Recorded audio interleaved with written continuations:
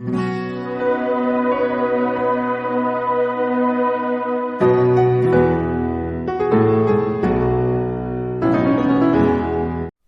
आदाब, सत श्री अकाल। आप सभी का फिर से स्वागत है आपके ही चैनल राइट इन्फॉर्मेशन में। तो देखिए, आज के टाइम में जो है डेयरी फार्मिंग का बिजनेस जो है काफ़ी प्रॉफिटेबल है।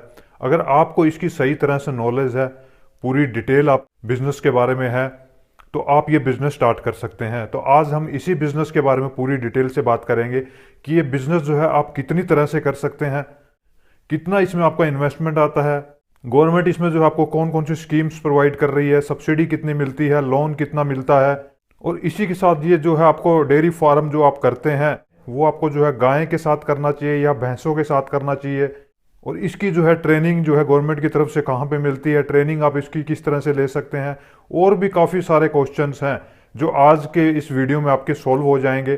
तो ये वीडियो आपको पूरा देखना है ताकि आपको मिल सके right information. First time video देख रहे हैं तो एक बार चैनल में जरूर विजिट करें और नीचे जो रेड कलर का सब्सक्राइब का बटन है उसे अभी दबा दें ताकि हर रोज आपको इस तरह की इन्फॉर्मेशन मिलती रहे। तो देखिए, डेयरी फार्मिंग का जो बिजनेस है, यानी कि आप जो है गाय भैंसे रख के उनसे जो है मिल्क का प्रोडक्शन करके मार्केट में सेल कर सकते हैं, उसी को जो है डेयरी फार्मिंग का बिजनेस बोला जाता है। इसको आप छोटे लेवल पे भी कर सकते हैं, बड़े लेवल पे भी कर सकते हैं। देखिए, सबसे पहले आपको जानना ये जरूरी है कि इसको जो है गवर्नमेंट भी काफी प्रमोट कर रही है, क्योंकि अगर आप देखेंगे इंडिया में जीडीपी में अगर आप हिस्सेदारी देखेंगे एग्रीकल्चर की जो है काफी आती है, और ये बिजनेस जो है एग्रीकल्चर से जुड़ा हुआ है। तो देखिए, एक ही उद्देश्य है गवर्नमेंट का कि ज्यादा से ज्यादा लोग ये डेयरी फार्मिंग का बिजनेस करें, डेयरी से रिलेटेड बिजनेस करें, ताकि जिससे ज्यादा से ज्यादा रोजगार दिए जा सके, दूध का उत्पादन बढ़ाया जा सके और इसको जो है बड़े लेवल पे ले जाया जा सके। तो इसके लिए काफी ज्यादा स्कीम्स हैं। तो सबसे पहले हम जान लेते हैं कि देखिए ये बिजनेस जो है आप कितनी तरह से कर सकते हैं। देखिए, आप इसको सबसे पहले छोटे लेवल पे कर सकते हैं, यानी कि छोटा अपना जो है डेयरी फार्म ओपन कर सकते हैं। इसी के साथ आप high tech dairy farm open कर सकते हैं जो बड़े लेवल पे होता है, जिसमें बड़े इक्विपमेंट्स आपको लगाने होते हैं। उनके लिए भी आपको जो है सब्सिडीज वगैरह प्रोवाइड होती है, तो वो आपको अपने इन्वेस्टमेंट के अकॉर्डिंग डिसाइड करना होगा। अब बात करते हैं कि ये बिजनेस आप जो है कितनी तरह से, यानी कि कितनी तरह से इसमें जो है आप पैसा कमा सकते हैं। सबसे पहले आता है कि मिल्क का प्रोडक्शन आप करते हैं तो उसको जो आप रिटेलिंग में सेल कर सकते हैं, उसका बिजनेस कर सकते हैं। चाहे वो डेयरी, अलग अलग डेयरीज जो बनी हुई है आपके आसपास है उनको सेल कर सकते हैं, या डायरेक्ट आप रिटेलिंग में दे सकते हैं। इसी के साथ इसका जो होलसेल का बिजनेस आप कर सकते हैं। जितनी भी बड़ी कंपनीज आप देखेंगे, चाहे वो अमूल है, पतंजलि है, वो जो भी बड़े बड़े डेयरी फार्म्स है वहीं से ही जो है ये अपना मिल्क लेते हैं, तो आप उनके साथ डायरेक्ट टाइप कर सकते हैं। इसी के साथ आता है कि आप खुद का जो है प्रोसेसिंग यूनिट लगा सकते हैं। डेयरी फार्म के साथ साथ आप जो है खुद का मिल्क का प्रोसेसिंग यूनिट लगा सकते हैं। पैकेट में खुद का ब्रांड बना सकते हैं, काफ़ी लोकल कंपनीज भी पैकेट में आपको मिलेगी, तो आप अपने स्टेट के अकॉर्डिंग अपना ब्रांड बना के उसको मार्केट में उतार सकते हैं। उसके बाद आता है कि मिल्क से बने और भी काफ़ी सारे प्रोडक्ट्स हैं, आप उनका भी प्रोसेसिंग यूनिट लगा सकते हैं इस बिजनेस के साथ साथ। और उसके बाद आता है, अगर फार्मा कंपनीज में भी देखेंगे, फार्मा कंपनीज भी जो काफ़ी है, जो मिल्क का काफ़ी वहाँ पे डिमांड है, उससे मेडिसिन बनती है, तो आप उनके साथ जुड़ सकते हैं। नेक्स्ट आता है कि अगर आप ये बड़ा फार्म लगा रहे हैं, बड़ा लेवल पे बिजनेस कर रहे हैं, तो जो भैंस और गाय का जो गोबर रहता है उसकी भी काफ़ी डिमांड है। बायोगैस की आपको पता है कि कितनी डिमांड बढ़ चुकी है, बड़ी बड़ी कंपनीज आ चुकी है, कंपनीज अपने प्लांट लगा रही है, तो उनसे आप डायरेक्ट टाइप कर सकते हैं, या खुद का आप बायोगैस लगा सकते हैं। तो देखिए, अगर देखा जाए तो काफ़ी तरह के ऑप्शंस है, आप इस बिजनेस से जो है पैसा कमा सकते हैं। वो डिपेंड करता है कि आपका इंटरेस्ट किस चीज़ में है, इन्वेस्टमेंट आप कितना कर सकते हैं, उसके बेस पे आप जो है इस बिजनेस की ओर आ सकते हैं। तो अब जान लेते हैं इस बिजनेस को करने के लिए किन किन चीज़ों की आपको जो है ज़रूरत होगी, किन किन चीज़ों को आपको जो है इसमें लगाना होगा। देखिए, सबसे पहले आता है कि आपके पास पशु होने चाहिए, यानी कि गाय या भैंस, इनमें से आप डिसाइड कर सकते हैं। अगर आप बिल्कुल नया डेयरी फार्म ओपन कर रहे हैं तो आप यही कोशिश कीजिए कि आप गाय के साथ जाएं, क्योंकि उनके रख रखाव वगैरह में और फीडिंग वगैरह में आपको जो है काफ़ी सुविधा मिलेगी। और इसी के साथ आपको जो अपने स्टेट वाइज देखना होगा कि आप कौन सी नस्ल की गायें रख रहे हैं, कौन सी नस्ल की भैंसें रख रहे हैं, तो वो अपने स्टेट के अकॉर्डिंग आपको देखना होगा। तो स्टार्टिंग में आप ही जो है एक ही, या तो गाय या भैंस के साथ ही जो है बिजनेस करें, एक ही कैटेगरी उनमें रखें, और आने वाले टाइम में अगर आप अच्छा प्रॉफिट कमाते हैं तो फिर इसको जो है रेशियो आप आगे पीछे कर सकते हैं। सेकंड इसमें आता है आपके पास जो है स्पेस होनी चाहिए। स्पेस यानी कि जहाँ पे भी ये डेयरी फार्म आप ओपन कर रहे हैं वो आपकी अगर खुद की होगी तो आपको उसमें बेनिफिट मिलेगा। इसी के साथ जब भी आप डेयरी फार्म ओपन करते हैं तो आपको शेड वगैरह भी बनवाने होंगे। इसी के साथ इसमें इक्विपमेंट्स भी लगते हैं, यानी कि चारा काटने की जो मशीन रहती है या फिर मिल्किंग मशीन रहती है, दूध निकालने की मशीन रहती है, और भी इक्विपमेंट्स वगैरह आते हैं, वो भी आपको अरेंज करने होंगे। और मोस्ट इंपॉर्टेंट इसमें यह भी आता है कि पानी की भी वहाँ पे जो है आपका अरेंजमेंट अच्छा होना चाहिए। आप खुद का बोरवेल लगवा सकते हैं, क्योंकि पानी उनको पिलाने और नहलाने के लिए आपको काफ़ी ज़्यादा मात्रा में चाहिए। और साथ में ही फीडिंग के लिए, अगर देखिए सबसे इंपॉर्टेंट यही होगा, फीड के लिए अगर आपकी खुद की एग्रीकल्चर लैंड है तो आप इसमें अच्छा प्रॉफिट कमा पाएंगे। अगर आप इसको परचेज करके फिर ये बिजनेस करते हैं तो उसमें जो है प्रॉफिट का रेशियो आपको काफ़ी कम हो जाता है। तो देखिए कोशिश यही करिए कि आप जो है खुद की एग्रीकल्चर लैंड में अपने खुद के डेयरी फार्म के लिए अलग से आप जो है उनके लिए फीड उगाएं, और वहीं अपने जहाँ डायरेक्ट खेत से ही उनको जो है प्रोवाइड करवाया जाए। और इसी के साथ स्टोर वगैरह के लिए भी आपके पास जो है स्पेस होनी चाहिए, ताकि आप इसका फीड वगैरह जो वहाँ पे स्टोर करके भी रख सकें। तो देखिए मेनली जो है आपको जो है छोटा डेयरी फार्म अगर आप स्टार्ट करते हैं तो इन्हीं चीज़ों की स्टार्टिंग में आपको जो है ज़रूरत रहेगी। तो अब जान लेते हैं कि इसमें जो है कौन कौन सी स्कीम्स हैं। ये सारी स्कीम्स आप एक बार देख लीजिए, इसके अकॉर्डिंग आप उसमें जो है फिर अप्लाई कर सकते हैं और उन स्कीम का जो है फ़ायदा ले सकते हैं। तो देखिए पहली ये योजना है, इसमें जो है ब्रीड को भी एक्सप्लेन किया गया है, यानी कि आप लाल सिंधी ले सकते हैं, सहीवाल ले सकते हैं, राठी, गिर इत्यादि जो भी हाइब्रिड की गायें हैं इसमें इंक्लूड की गई हैं, भैंसों को ले सकते हैं। तो इनको जो है आप लेकर इसमें जो है कम से कम 2 पशुओं से लेकर ज़्यादा से ज़्यादा 10 पशुओं तक जो है आप इस स्कीम का फ़ायदा उठा सकते हैं। इसमें जो है बजट रखा गया है 5 लाख रुपए। सब्सिडी अगर आप इसमें देखेंगे तो अगर आप जनरल कैटेगरी से बिलोंग करते हैं तो 25% आपको मिलती है, जिसमें कि आप 1,25,000 रुपये की सब्सिडी ले सकते हैं। और इसी के साथ अगर आप SC/ST कैटेगरी से बिलोंग करते हैं तो आपको 33% तक सब्सिडी मिलती है, यानी कि 1,67,000 रुपये तक आप जो है इसमें सब्सिडी ले सकते हैं। और इसी के साथ ही कुछ स्टेट में ये भी जो है रखा गया है कि अगर आप जो है इससे ज़्यादा बड़ा बिजनेस करना चाहते हैं, यानी कि 10 से 20 गायें या 20 से 50 गायें करना चाहते हैं, उनका बड़ा बिजनेस करना चाहते हो, तो वहाँ पे आपको सब्सिडीज तो नहीं दी जाती, मगर ये है कि उनकी जो भी लागत रहेगी, यानी कि 75% उनका जो भी लागत रहेगी उस पे जितना ब्याज आएगा वो ब्याज आपका माफ किया जाता है। तो ये आप अपने स्टेट के अकॉर्डिंग चेक कर सकते हैं। दूसरी स्कीम यहाँ पे आती है कि आप बच्चियां या बछड़ों के पालन के लिए, यानी कि कम से कम 5 और अधिक से अधिक 20 बछड़ों के लिए जो है ये आप बिजनेस कर सकते हैं। इसमें जो बजट रखा गया है 4,80,000 रखा गया है। इसमें सब्सिडी जो आपको मिलती है, अगर आप जनरल कैटेगरी से हैं तो 25% तक मिलती है, यानी कि 1,25,000 तक। और अगर आप SC/ST कैटेगरी से हैं तो यहाँ पे आपको जो है 1,60,000 तक इसमें जो है सब्सिडी मिलती है। उसके बाद नेक्स्ट स्कीम आती है कि बल्क कूलिंग यूनिट आप लगा सकते हैं, जिसमें जो है आपका कैपेसिटी जो है 2,000 लीटर तक होना चाहिए। तो इस प्रोजेक्ट की कॉस्ट अगर आप देखेंगे तो 18 लाख रुपए है। तो इसमें भी आपको 25% जो है जनरल या OBC में है तो आपको मिलती है, 33% सब्सिडी जो है SC/ST में मिलती है। तो वो इसमें अमाउंट अगर आप देखेंगे तो जनरल कैटेगरी में 4.5 लाख तक मिलती है और SC/ST कैटेगरी में आपको 6 लाख तक मिलती है। इसके बाद नेक्स्ट स्कीम ये आती है कि डेयरी प्रोसेसिंग इक्विपमेंट्स वगैरह के लिए आप लोन ले सकते हैं, जिसका प्रोजेक्ट कॉस्ट अगर देखेंगे तो 12 लाख रुपए निर्धारित किया गया है। इसमें भी जो है 25% अगर आप जनरल कैटेगरी से बिलोंग करते हैं, OBC से बिलोंग करते हैं तो मिलता है, 33% आपको SC/ST में मिलता है।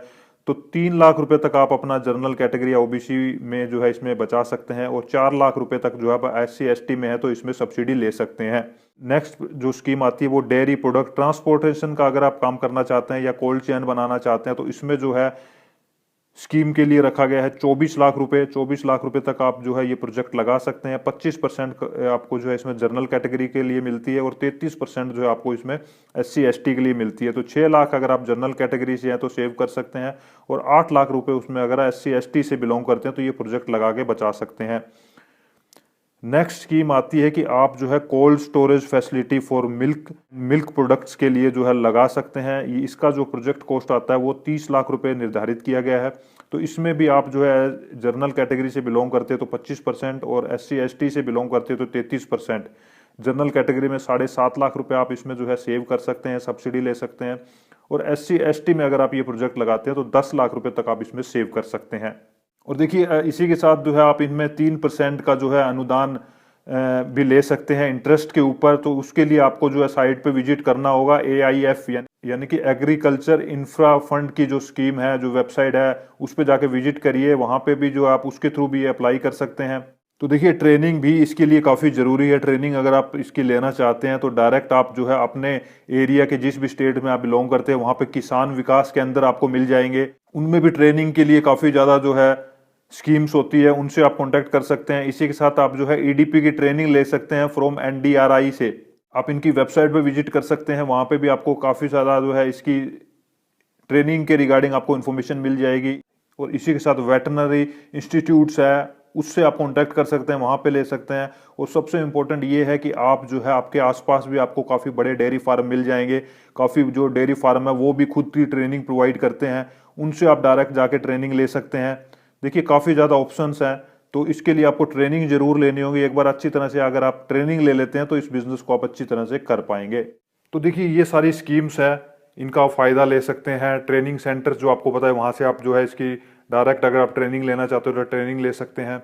इसी के साथ इस बिज़नेस को करने के लिए कुछ और इंपॉर्टेंट बातें आपको पता होना चाहिए। इसमें अप्लाई कैसे करना है वो भी आपको बताया जाएगा। देखिए अगर आप ये बिज़नेस स्टार्ट कर रहे हैं, सबसे पहले ध्यान रखना है कि आप इसको छोटे लेवल पे स्टार्ट कीजिए।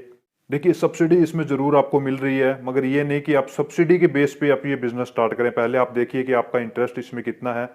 सब्सिडी एक आपका प्लस पॉइंट है, उसको आप इसमें जो है इस्तेमाल कर सकते हैं, लोन ले सकते हैं, मगर उनको देख के ये बिजनेस स्टार्ट मत करिए।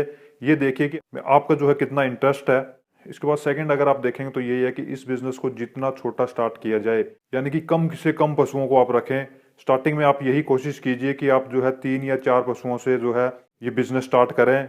उसमें देखें कि आप उसमें कितना पैसा कमा पा रहे हैं या नहीं पा रहे। क्योंकि देखिए सबसे बड़ी गलती यही करते हैं कि लोग सब्सिडी और लोन के चक्कर में ये बड़ा प्रोजेक्ट स्टार्ट कर देते हैं, पूरी नॉलेज नहीं होती, जिनसे ही आपको पता होगा कि काफ़ी डेयरी फार्म बंद भी होते हैं। तो सबसे बड़ा रीज़न यही है। तो सबसे पहले आप प्रैक्टिकल नॉलेज लीजिए, खुद आप इसको करिए, ट्रेनिंग इसकी अच्छी तरह से लीजिए। और इसी के साथ स्टार्टिंग में जब भी आप पशु परचेज करें, यानी कि उनको जब खरीदते हैं, तो ये भी ध्यान रखिए ज़्यादातर मंडियों से लोग लेके आते हैं, तो उसको आप इग्नोर कीजिए। आप जो है इसको डायरेक्ट जो है किसानों से लीजिए, यानी कि डायरेक्ट ग्रामीण इलाकों से इसको परचेज करिए। या फिर जो भी बड़े डेयरी फार्म है जो ये बिजनेस कर रहे हैं वहाँ भी आप जो है जाके ला सकते हैं। और कोशिश यही करिए कि देखिए स्टार्टिंग में ये नहीं कि आप जो है 35-40 लीटर वाली जो है गाय या भैंस लेके आए, उतना ज़्यादा आप एक्सपेंस स्टार्टिंग में मत कीजिए। कोशिश यही करिए कि 20 लीटर तक ही जो है आप कोशिश करिए। क्योंकि देखिए इसमें भी काफ़ी चीज़ें होती है कि फीडिंग का काफ़ी डिफरेंस होता है। जितनी बड़ी आप गाय या भैंस की ज़्यादा जो मिल्क देती है उनको लेके आएंगे, तो उनके रख रखाव के लिए भी आपको काफ़ी ज़्यादा ट्रेनिंग लेनी होगी, समझना होगा। फीड भी अलग अलग तरह के रहते हैं कि कितना उनको कार्बोहाइड्रेट्स देना है, कितना प्रोटीन देना है, मिनरल्स कितने देने हैं, फैट उनको कितना देना है। तो देखिए उसकी भी आपको अच्छी तरह से स्टडी करनी होगी, क्योंकि यहीं पे ही लोग जो है सही तरह से नहीं समझ पाते। स्टार्टिंग में वो इतना पैसा इसमें लगा देते हैं, 40-40, 50-50 लीटर की जो गाय रहती है उनको परचेज कर लेते हैं, और फिर उनको जो है उसमें नुकसान होता है। तो यही कोशिश कीजिए जो कम लीटर में दूध देती हो, रेट भी उनका सही हो, तो उन्हीं को आप परचेज करें। और जितनी ज़्यादा हो सके इसको प्रैक्टिकल करके देखें, ट्रेनिंग लें। और जब आपको लगे कि हाँ अच्छी तरह से आप इसमें कमा रहे हैं, छोटे लेवल पे अच्छा पैसा कमाना स्टार्ट आपने कर दिया, अच्छी तरह से समझ गए हैं, फिर ही आप लोन सब्सिडी की तरफ जाएं और इस बिजनेस को जो है बड़े लेवल पे स्टार्ट करें। तो देखिए ये सारी स्कीम जो मैंने आपको बताई, ये जो है सेंट्रल गवर्नमेंट की स्कीम्स हैं। इसमें जो है अलग अलग डिपार्टमेंट्स आते हैं, जैसे कि इस स्कीम के रिगार्डिंग आप नाबार्ड की जो वेबसाइट है वहाँ पे विजिट कर सकते हैं। मगर मैं आपको बता दूं, नाबार्ड ने जो है कुछ टाइम पहले एक नोटिफिकेशन निकाला था जिसने उसने उसकी तरफ से जो भी स्कीम्स थी उसने अभी बंद कर रखी है। नाबार्ड जो है एक सब्सिडी प्रोवाइड करता है, गवर्नमेंट की एक एजेंसी है, वहाँ से आपको लोन नहीं मिलता, लोन तो आपको बैंक से ही मिलता है। दूसरा डिपार्टमेंट जो है एनिमल एंड हस्बेंड्री डिपार्टमेंट जो है, उसकी साइट पे विजिट कर सकते हैं, उसमें भी आपको काफ़ी सारी स्कीम मिल जाएंगी।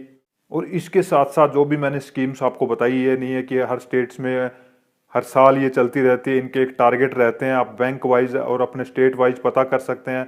और इसी के साथ इन अलग अलग स्टेट्स में, आप किसी भी स्टेट से बिलोंग करते हैं तो वहाँ पे उन स्टेट की तरफ से भी अलग अलग स्कीम्स चलाई जाती है, इन स्कीम में इम्प्लीमेंट किया जाता है। तो आप अपने स्टेट के अकॉर्डिंग जो भी आपकी एनिमल एंड हस्बेंड्री डिपार्टमेंट की साइट है उस पर आप विजिट कर सकते हैं। पशुपालन विभाग आपको वहाँ पे मिल जाएगा, उससे आप डायरेक्ट कांटेक्ट कर सकते हैं। या फिर आप डायरेक्ट अपने जो भी आपके आसपास जो भी बैंक है, सरकारी बैंक है, उसमें जाके आप विजिट कर सकते हैं। और उसमें आप जो है ये स्कीम बता सकते हैं अभी चल रही है नहीं चल रही, वो डायरेक्ट आप उनसे ले सकते हैं। क्योंकि लोन आपको वहीं पे अप्लाई करना है, वहीं पे आपको अपना पूरा प्रोजेक्ट रिपोर्ट डालना है, उसी के थ्रू आपको जो है ये लोन मिलेगा। तो आप उनसे भी इसके बारे में जो है जान सकते हैं और इन स्कीम में जो है आप अप्लाई कर सकते हैं। तो इसी के साथ अगर आप कोई भी बिजनेस करना चाहते हैं तो डायरेक्ट हमसे बात कर सकते हैं। जिसमें आपको उस बिजनेस के बारे में पूरी डिटेल दी जाएगी। जो भी आपके डाउट्स है क्लियर किए जाएंगे। उसके लिए सबसे पहले आपको स्लॉट बुक करना होगा। जैसे ही आप स्लॉट बुक कर लेंगे हमारी तरफ से कॉल आ जाएगा। तो अगर आज का वीडियो आपको अच्छा लगा हो तो लाइक एंड शेयर जरूर कीजिए। कोई डाउट है तो आप मुझे कमेंट कर सकते हैं।